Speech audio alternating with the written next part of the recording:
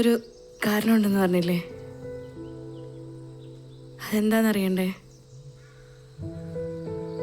നീ Huntington disease എന്ന് കേട്ടിട്ടുണ്ടോ? അത് വന്ന എൻ്റെ അമ്മ മരിക്കുന്നത്.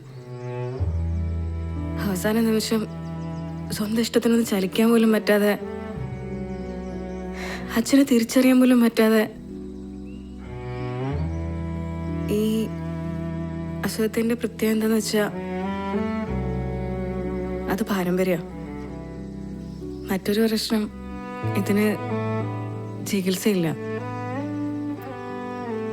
പിന്നെ മരണസാധ്യത ലക്ഷണങ്ങൾ കാണിച്ചു തുടങ്ങിയ ഒരു 10-20 കൊല്ലം. അതിൽ അവസാനത്തെ ഒരു 5-6 കൊല്ലം അമ്മയെ പോലെ